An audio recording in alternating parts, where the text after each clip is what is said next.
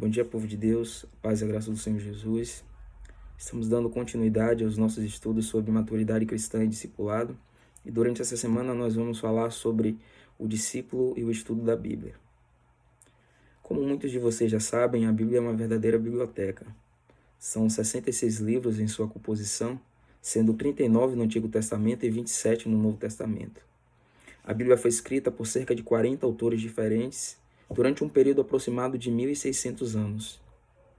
A Bíblia já foi traduzida para mais de 160 idiomas e, sem dúvida, é o livro mais lido de toda a história. Entre as curiosidades que a gente pode descobrir sobre a Bíblia está o fato de que ela também foi o primeiro livro a ser impresso. No ano de 1455, o alemão Johannes Gutenberg, o criador da prensa, imprimiu cerca de 640 páginas da Vulgata Latina. E a partir dessa nova técnica foi possível criar diversas cópias e difundiu-se um número significativo de exemplares da Bíblia Sagrada na Europa. Esse trabalho também permitiu o início da tradução dos originais da Bíblia para as línguas modernas. Hoje há um consenso entre historiadores e intelectuais de diversas áreas que a Bíblia é um verdadeiro patrimônio cultural da humanidade. Mas para nós, discípulos e discípulas de Cristo, a Bíblia é bem mais do que isso. Para nós, a Bíblia é a palavra de Deus e nós sabemos que ela é a revelação escrita que Deus fez de si mesmo para o seu povo. E entendendo assim a Bíblia, ela ganha para nós um significado muito especial. Ela se torna a nossa referência, a nossa norma de fé, de conduta, mas também ela se torna o nosso alimento. E a relação que a gente estabelece com a palavra de Deus vai determinar o nosso sucesso ou o nosso fracasso na caminhada rumo à maturidade cristã. Certamente podemos considerar a Bíblia como a palavra de Deus e também como o nosso alimento, um alimento necessário para o nosso desenvolvimento enquanto discípulo e discípula de Cristo. Sabemos que existem outros meios pelos quais o ser humano pode ter o seu espírito alimentado e fortalecido. Mas entre esses meios, certamente está o estudo diário da palavra de Deus. A própria Bíblia, usando linguagem simbólica, fala de si mesmo como um alimento. Um dos primeiros registros disso está justamente no livro de Deuteronômio, capítulo 8, verso 3, em que Deus fala ao povo de Israel que nem só de pão vive o homem, mas de toda a palavra que sai da boca de Deus. Israel estava sendo alimentado pelo próprio Deus com maná, codornizes, bebendo água da rocha, mas Deus fez questão de mostrar ao seu povo escolhido que não é só de alimento físico que o homem precisa. Em outras passagens do Antigo Testamento, também vemos essa mesma linguagem figurativa expressando a importância que a Bíblia deve ter para todos os filhos de Deus. O livro de Jó, capítulo 23, verso 12, expressa uma das mais belas frases sobre a palavra de Deus. Jó, em sua experiência de sofrimento, buscando respostas para os seus diversos questionamentos, ele exclamou: "Dos mandamentos dos seus lábios eu nunca me afastei, e as palavras da sua boca eu dei mais valor ao meu pão de cada dia." Essa é a versão da NVI. De modo semelhante, o profeta Jeremias, no capítulo 15, verso 16, também refere-se à palavra de Deus como um seu alimento. O Jeremias, ele disse: "Achando as tuas palavras, eu as comi. Sim, porque ela é a minha alegria e o meu júbilo, e eu pertenço a ti, Senhor dos exércitos." Jesus ratificou essa verdade no Novo Testamento, primeiramente na ocasião em que ele estava sendo tentado pelo adversário, por Satanás, a transformar pedras em pães para o seu próprio proveito. E em resposta a essa tentação, Jesus proferiu justamente a passagem de Deuteronômio capítulo 8, verso 3. Jesus disse: "Está escrito, nem só de pão viverá o homem, mas de toda palavra que saia da boca de Deus." É bom ressaltar que a própria Bíblia no Novo Testamento refere-se a Jesus como a palavra de Deus.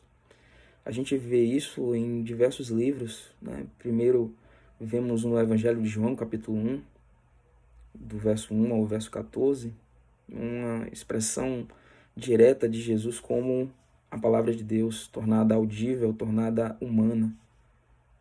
Capítulo 6, verso 63, o próprio Jesus diz: a palavra que eu vos falo são espírito e vida.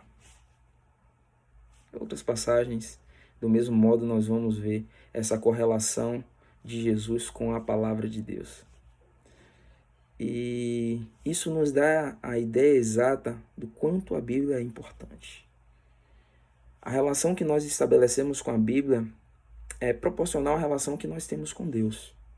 Sim, porque uma vez que nós entendemos que a Bíblia é a revelação que Deus faz de si mesmo, e se nós amamos ao Senhor, então nós vamos buscá-la.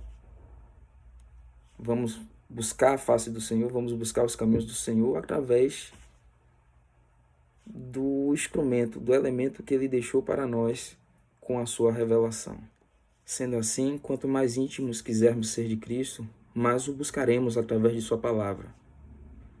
Nesse entendimento, a relação que nós estabelecemos com a palavra de Deus requer que a gente escute, que a gente leia, que a gente medite, que a gente memorize, mas sobretudo que a gente pratique o que ela nos ensina.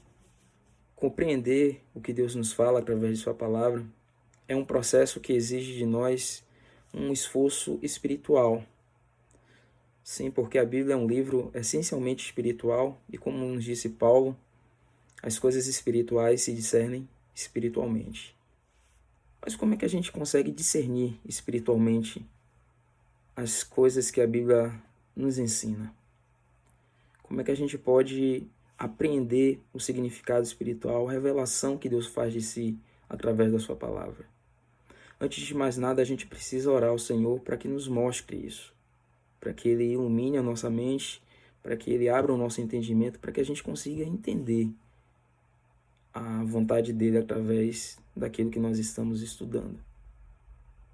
A gente pode também, através da oração, ter uma maior sensibilidade para enxergar essas realidades espirituais. Além de orar, existem também alguns métodos, algumas técnicas que são meios pelos quais a gente pode ter um entendimento melhor da palavra de Deus. Entre essas dicas e esses métodos a gente pode encontrar num material escrito que nós disponibilizamos nas plataformas do Google Sala de Aula, e você pode verificar, né, formas, métodos e alguns caminhos pelos quais você pode ter um entendimento melhor da palavra de Deus. Existem perguntas, existem alguns questionamentos, existem também algumas dicas para que você consiga memorizar a palavra de Deus de uma forma mais consistente, e certamente isso vai trazer a você uma perspectiva melhor, né, da sua caminhada cristã. Para concluir, podemos dizer que o estudo da palavra de Deus é indispensável para o desenvolvimento rumo à maturidade cristã. Vale lembrar que Jesus venceu a tentação no deserto porque ele estava com o seu coração e a sua mente cheia da palavra de Deus. Houve sempre um está escrito da parte de Jesus. E foi justamente isso que o fez vencer, não somente as tentações no deserto, mas todas as circunstâncias que ele passou nessa vida como ser humano, neste mundo. Espero que esse estudo tenha servido de estímulo para que você conheça mais o Deus da Bíblia através da Bíblia.